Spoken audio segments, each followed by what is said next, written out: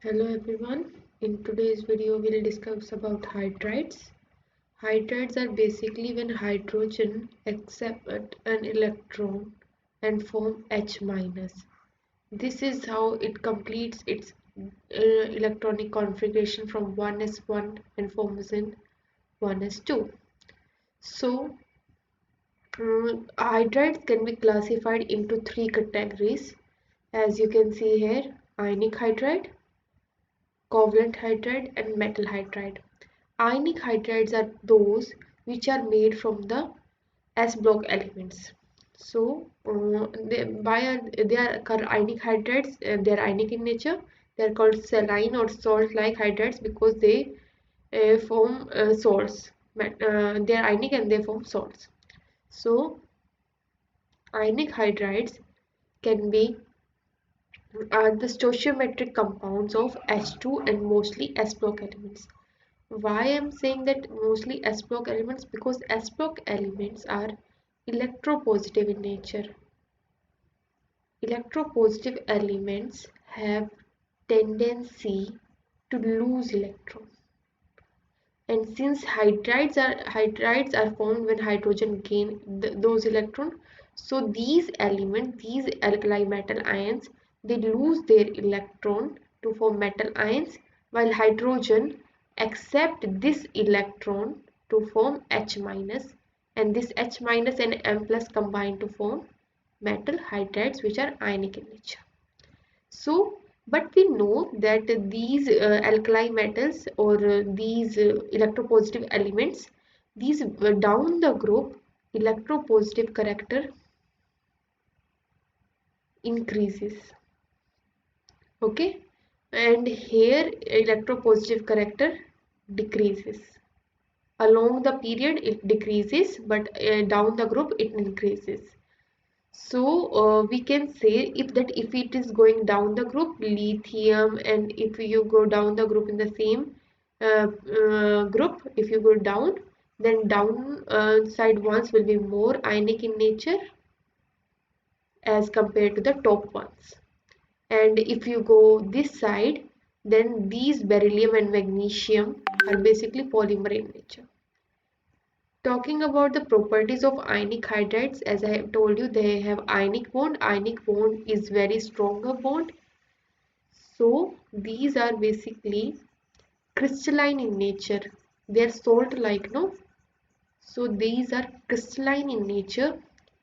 What do you understand by volatile? Yes, volatile means tendency,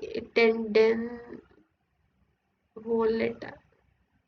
Volatile means the tendency to convert into solid to gas or anything. If it is liquid, it is just the property to convert into gaseous form.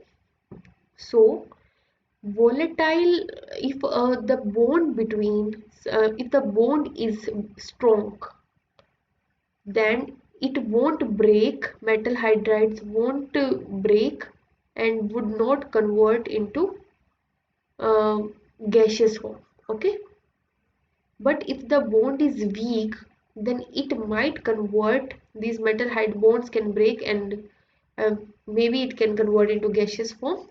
So since these are ionic hydrides, and ionic hydrides have strong ionic bond in between them, and they are crystalline nature, so these are non-volatile. These are non-conducting. If the bond is strong, these electrons will stay intact between these two atoms. They will stay, they won't move. These electrons won't move. And we know that electricity is basically the flow of electrons. Electricity conducts when electron flows.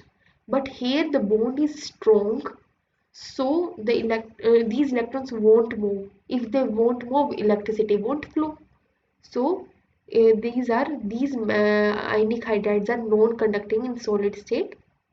But if they are melted, then these electrons are free to move around, and that's at that stage it might conduct electricity. Okay, let me take the eraser. So Till now we discussed that hydrides are basically of three types: ionic hydride, covalent hydride, and interstitial hydride. Regarding ionic hydride, these are formed when S block elements combine. S block elements, why S block elements? Because S block elements are electropositive in nature. Okay,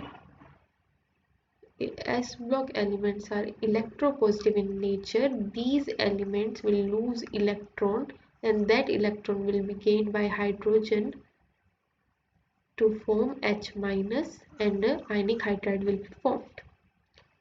So since we are talking about the ionic hydrides, so how they proved that these are hydrides, these solid material formed, let's say MH formed. You don't know, na, in the reaction you can't see hydrogen, no one can see an atom. So how can we say that a metal hydride is formed? For that they perform electrolysis, and during electrolysis we know we have two electrodes, one is cathode and another one is anode. So at since a metal hydride is formed, they added whatever the metal hydride they generated, they added to the solvent in the chemical cell, and when they pass the electricity they obtained that hydride released those electrons and formed into H2 gas. Since the process is oxidation, so at anode they observe the formation of H2 gas. That's how they confirm that the compound generated is a metal hydride. Now, the properties of these ionic hydrides are that they react violently with water. Violently means that the effervescence, their very effervescence is basically the strong or very fast release of gas from a reaction mixture. So when a metal hydride like sodium hydride reacts with water, H2 gas bubbles are released very fastly in the reaction mixture. If you add metal hydride to the water, as soon as you add, there will be strong effervescence. So they react violently with water. Lithium hydride is unreactive. Why lithium hydride is unreactive? Because lithium hydride has a strong bond. Why it is a strong bond? Because as you can see, lithium has small size. Hydrogen hydride is small size. So basically, when you have a small forming bond with small, and where a large is forming a bond with small, so the stronger bond will be this one. Ionic bond will be strong bond will be this one, since they are comparable size. So that bond is a stronger one. And how these hydrides are used? This is a very useful property of hydride, that lithium hydride is unreactive at room temperature because of its strong nature, and it can react with other compounds like Al2C6, Al2Cl6 to form LiLH4, or it can react with the BH3 dimer, that is B2H6. We have discussed, we haven't discussed it, I guess we haven't discussed. It can react with to form LiBH4. These are very strong reducing agents. Reducing agent is someone that reduces the other, like if you have M over here and you metal plus ion, and you are using reducing agent, so the reducing agent will transfer the electrons to film. It will reduce it the other thing, and will itself get oxidized. So these lithium ionic hydrides are used to generate very important chemicals like LiAlH4 and LiBH4 that you will study in further classes. These are of immense importance in as the reducing agents in chemistry. So talking about the other class of hydrides, which is covalent hydride. So what do you understand by covalent hydride? Covalent hydride, as we have discussed before, that hydrogen hydride, okay, let me just, okay, hydride is basically H minus. H minus It can form ionic bond with someone with a positive charge. It can form a covalent bond, or hydrogen can form a ionic bond if it is H minus in nature, if this is hydrogen. So how hydrogen can form hydrides? It can form an ionic one by gaining electron from a metal ion. It can form a covalent hydride by sharing its 1s1 electron with metal ion with any element. It is not metal. These are mostly p block elements. And interstitial one, hydrides are of three categories. Hydrides are ionic, covalent, and interstitial. Ionic are formed when hydrogen gains the electron from the electropositive element, generally from the s block. Covalent are formed when hydrogen shares one electron from an element, generally from the p block, because p block elements are not that electronegative. They will not donate their electrons so that the hydrogen can accept them. They will keep their electron with themselves, and they will be like, you can share this electron with us, but we won't give this electron completely to you. So p block elements, since they are not electropositive, much electropositive as compared to the s block, so these form covalent bond with the hydrogen and form covalent hydrides. So here you can see that hydrogen reacts with most of the p block elements since they are not electropositive in nature. So rather they share electron with hydrogen and thus form covalent hydrides. Example of covalent hydrides such as methane, ammonia, water, etc. So being covalent, these are volatile in nature. Ionic bond is stronger as compared to the covalent one. So these can convert into the gaseous form easily as compared to the ionic hydrides, because they are salt-like or crystalline in nature. They are very strong. They have very strong bond in between them. Further, we can say these covalent hydrides can be further classified into three categories, depending upon the depending upon the electron present in the on the element. Okay. So how can we classify the covalent or molecular hydrides? We can classify covalent or molecular hydrides in three categories. We have seen that covalent or hydrides or molecular hydrides are formed when hydrogen shares electron with the p block elements. So these are electron deficient, electron precise, and electron rich. In p block elements, we have carbon, nitrogen, oxygen, halogens, or you can say fluorine. So how many electrons does carbon have in its p orbital? The group has electronic configuration of ns2 np2. Nitrogen has electronic configuration of ns2 np3. Okay, this group, oxygen group, has ns2 np4. Okay, so talking about these, if carbon has when carbon does its bonding, how will you draw it? 1 2 1 2. So how many electrons does carbon need to complete its octet? Octet means you must have 8 electrons here. 8 electron in its valence shell. Okay, 8 electrons should be there. How will it complete those 8 electrons? It will complete those 8 electrons if it gains how many electrons it needs? It needs 1 electron here, 1 electron here, and 2 electrons here. So it requires 4 electrons required. So in order to complete the octet, carbon needs 4 electron. How carbon will get those 4 electron? And carbon has 4 electron in its valence shell. You can see these green, no, 1 2 3 4. That's how the filling occurs in the orbitals. So It has four these electrons. How will it convert in order to complete the octet? It requires four more electrons, which it will gain with the hydrogen. Okay, hydrogen has one electron each. 1s1 configuration of hydrogen, no?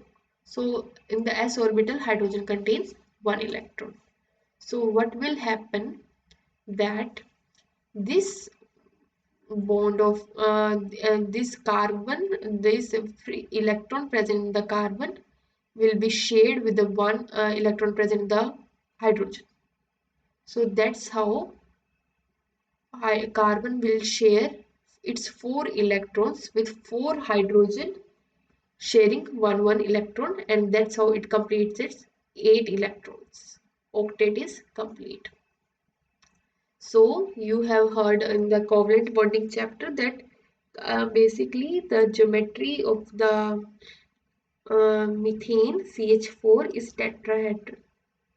Okay, so 4 electrons of hydrogen are shared with the 4 electrons uh, for 4 hydrogen, like that's how it is shared.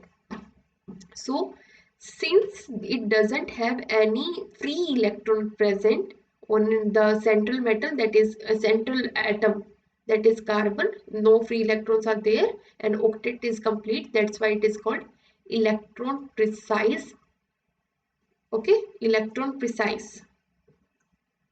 For electron precise, you have precise electrons.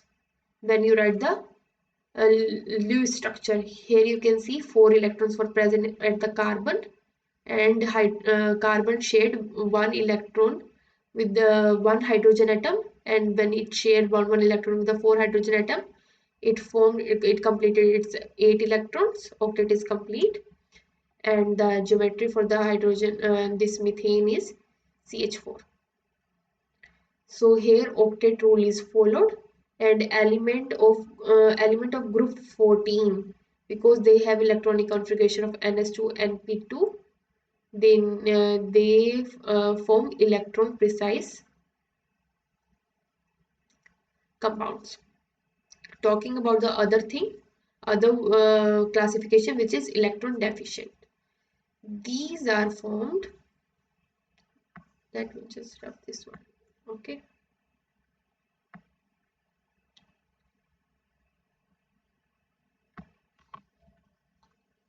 So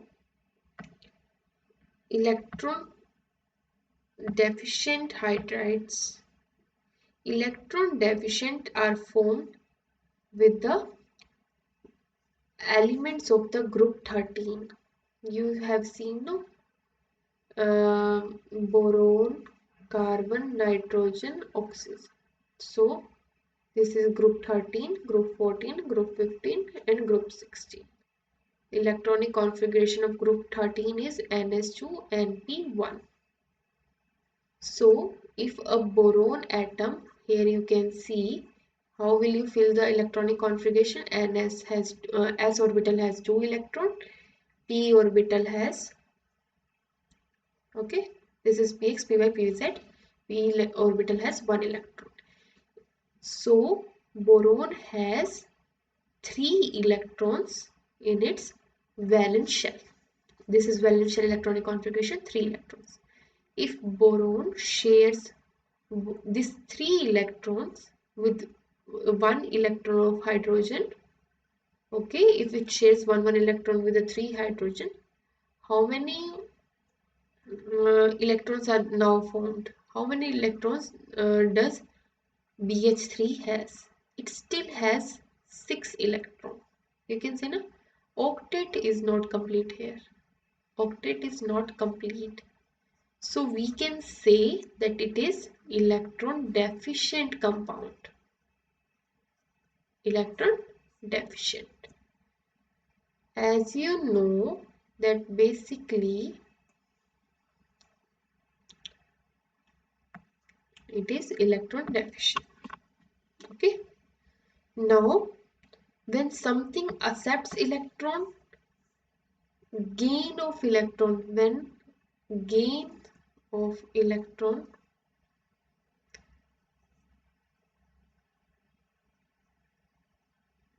acid does gain electron, while base has a tendency to lose electron. So since BH3 is electron deficient, it needs electrons to complete its octet. Okay, that's why BH3 is considered as Lewis acid. Classification of acids or bases, you must have heard that Bronsted acid or Lewis acid. Bronsted acids are ones where H plus, if H plus is given, then that is acid. If H plus is taken, then it is a base. Similarly, these are Bronsted classification. Lewis classified acid and bases as if something accepts electron, then it is a acid, and if it's something donates electron, then it's a base. Okay, these are the classification of acid and bases that you must have heard in the previous chapters. So here, since BH3 BH3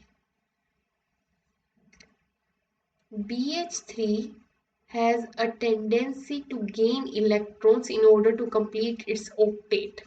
It has 6 electrons, no? That's why BH3 is considered as a Lewis acid. Okay. So one more thing, one more special property that BH3 has. Since BH3 has 6 electrons. So the geometry, first you tell geometry is basically planar. Okay, shape is planar, and when the special properties with the BH3 is that in nature it exists as B2H6. Why? Two such BH3 which has 6 electrons here and 6 electrons in this BH3 molecule, they share electron density, this bond electron density with the other boron atom like that, and they will share the electron density here in this bond,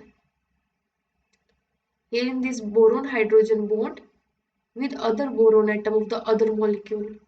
So basically when you see the graphical representation of a molecule, there you don't see these bonds, there you see electron density. So in that electron density, it seems like electron density seems in the shape of a banana between two boron atoms. That's why B2H6 considered as the bond between these B2H6 is considered as banana bond. Okay, where one boron atom is bounded. It is not a bond here. There is no such bond, but the electron density lies in between the two. That's why it is called a banana bond. It's not a bond actually. So BH3 is a Lewis acid and it exists in the nature as B2H6, since it has a tendency to accept electrons in order to complete its octet. Now talking about the third category of the covalent hydrides, which is electron rich.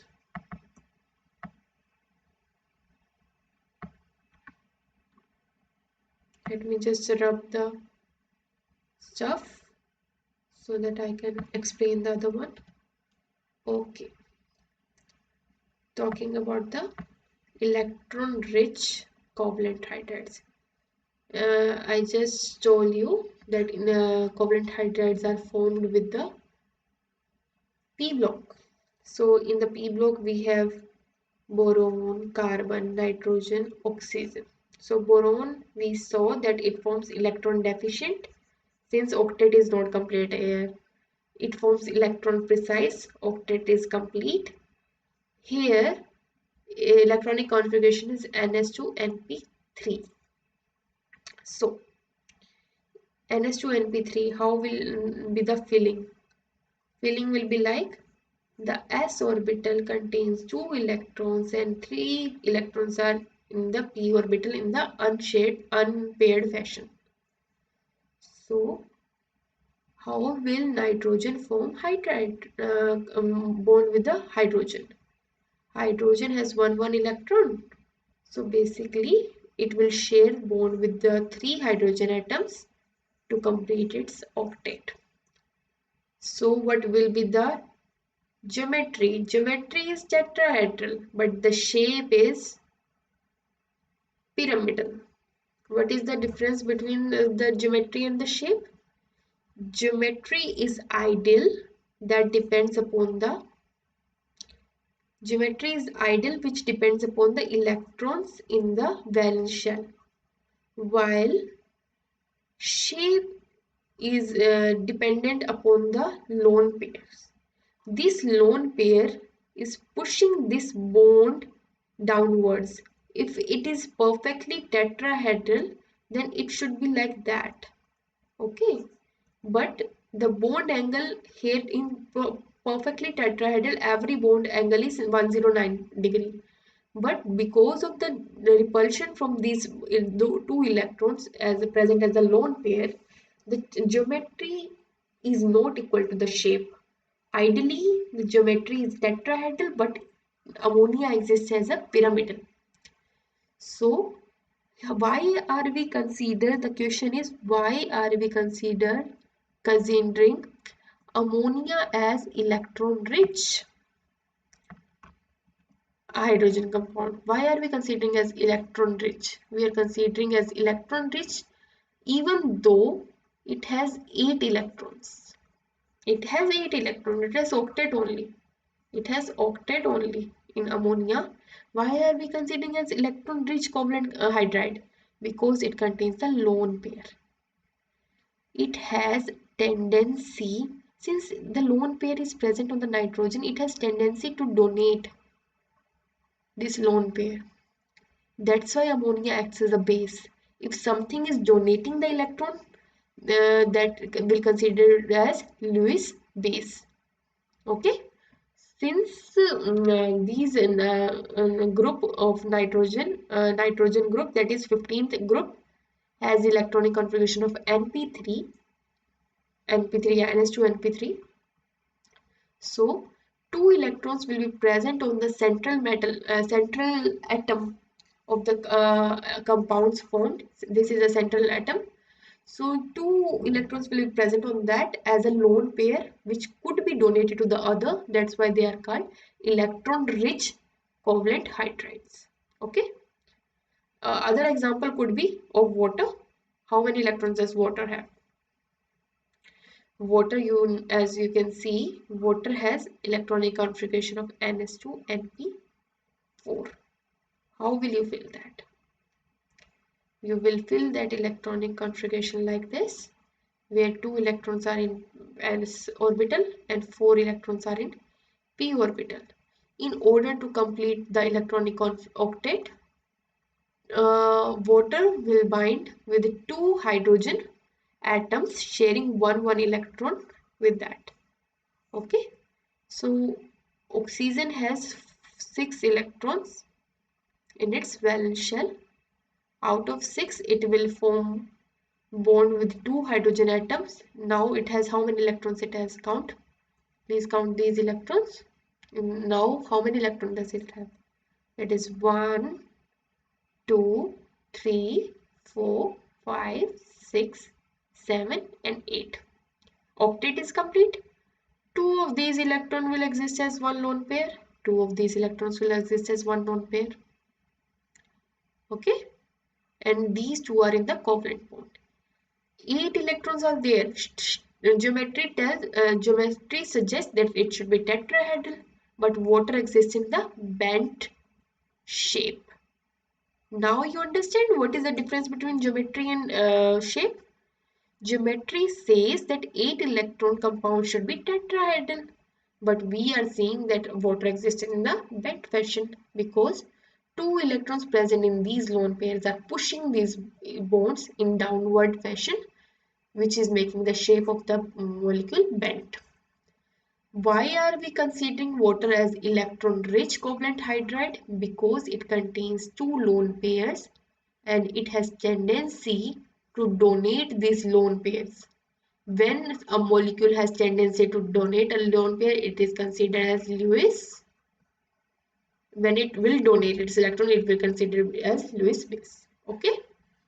Now, talking about the general, let's talk about one general thing, which is boiling point.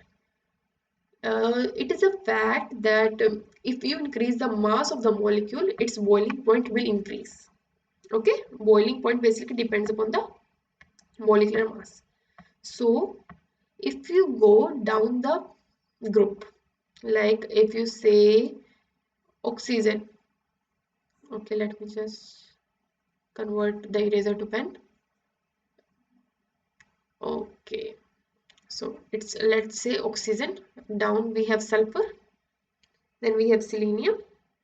Okay, down the group, if you have metal, if you have these covalent hydrides, so molecular mass is increasing. You understand? Down the group, there are more and more electrons and protons are adding, so molecular mass is increasing.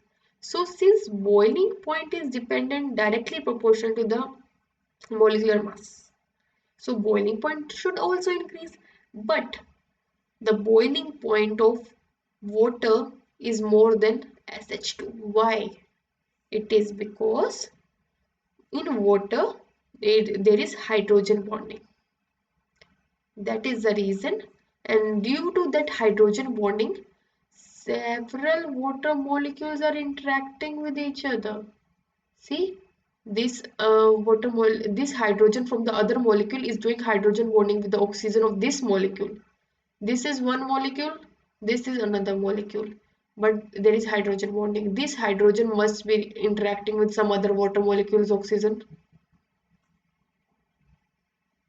So there is hydrogen bonding interaction with the other molecule. Similarly, this hydrogen must be interacting with the other hydrogen, other oxygen of the other water molecule.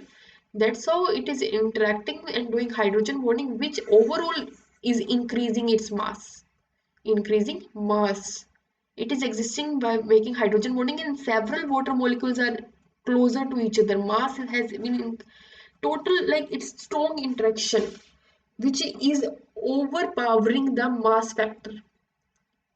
It is overpowering the mass factor, because of which the boiling point of water is more than SH2. Talking about the third category of metal hydride, third category of hydrides, which is the interstitial hydride. Okay.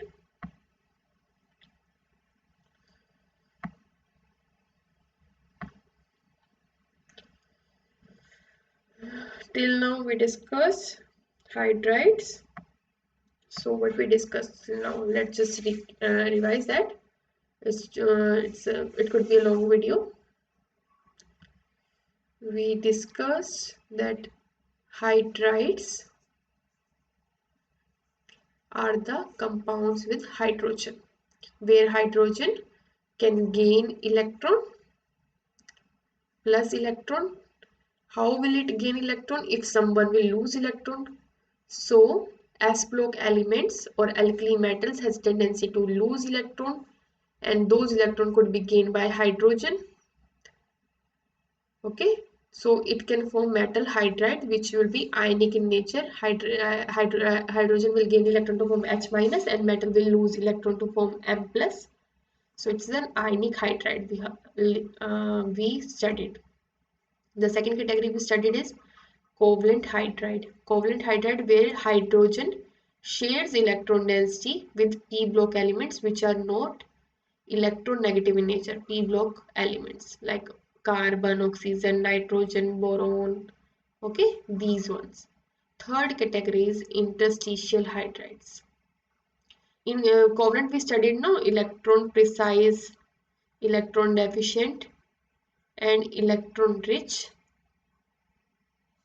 covalent hydrides. Third one is interstitial hydrides. Interstitial hydrides are formed with the D and F block elements generally.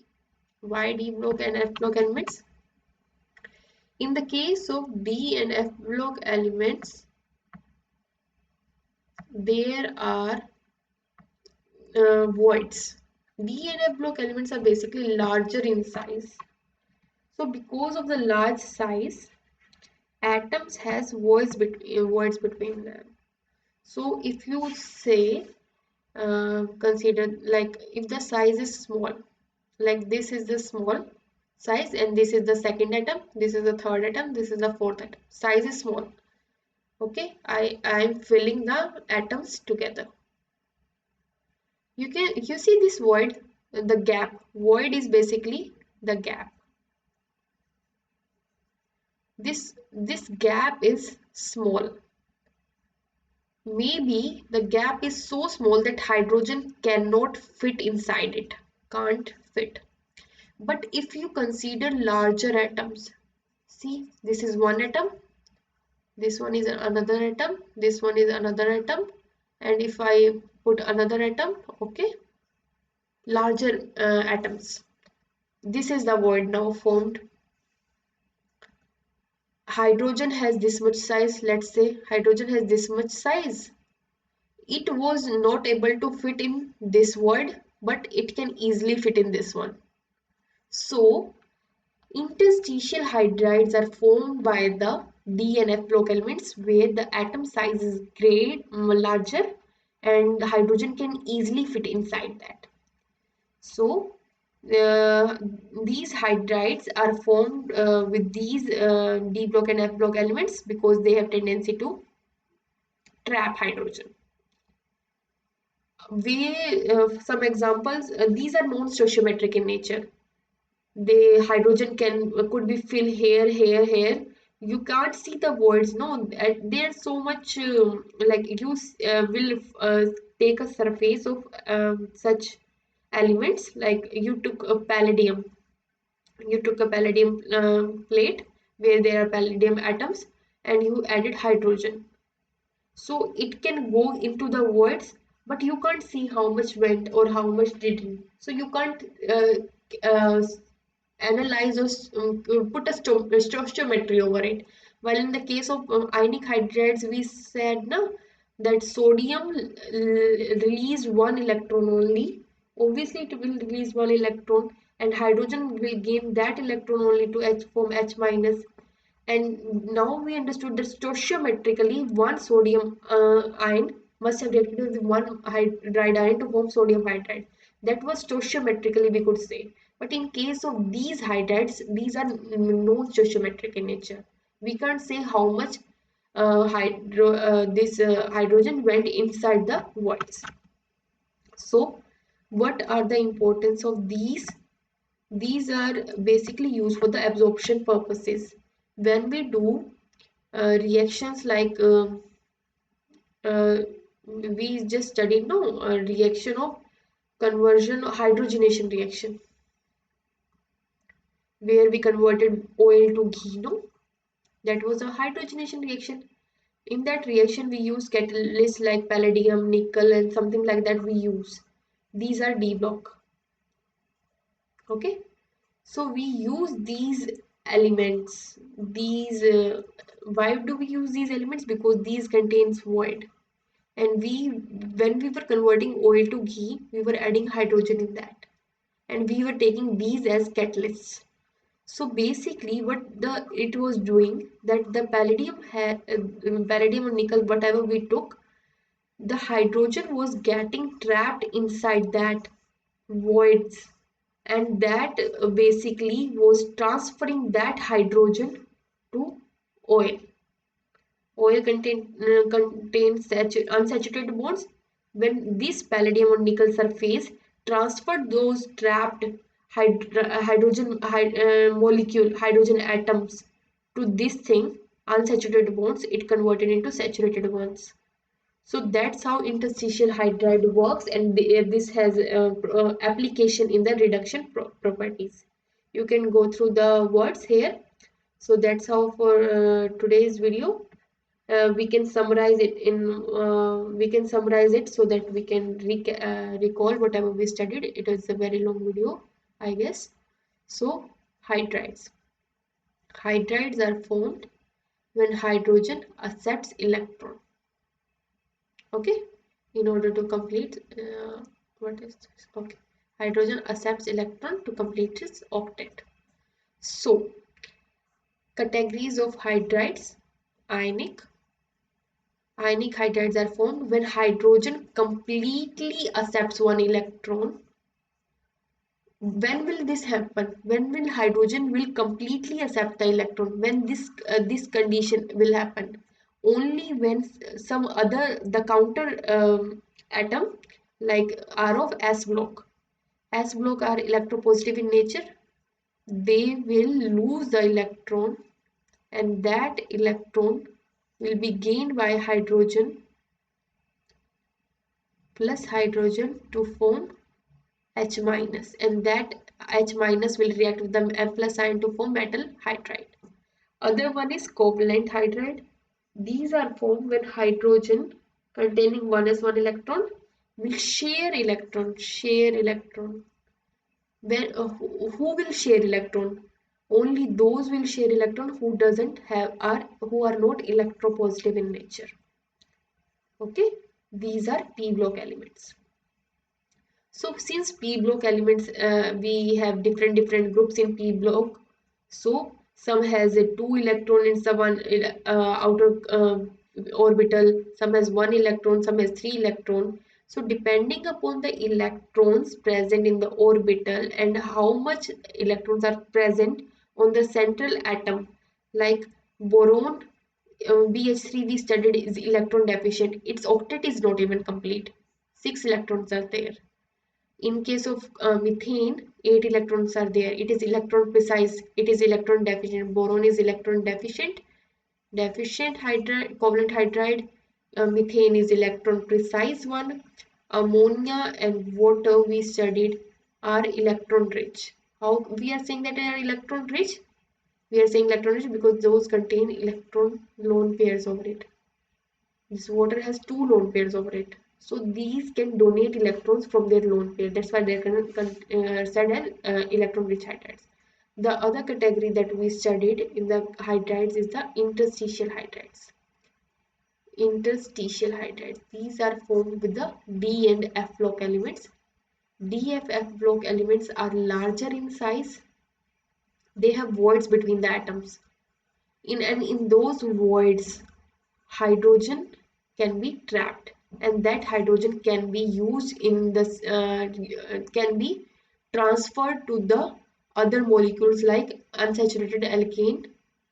It will transfer hydrogen over here to form saturated alkanes. Okay, alkenes to alkane conversion. So that's the application of these interstitial hydrides. These are non-stoichiometric in nature, as you can't quantify how much hydrogen went inside those voids. So that is what we shared today. Thank you. We'll discuss further in the next class.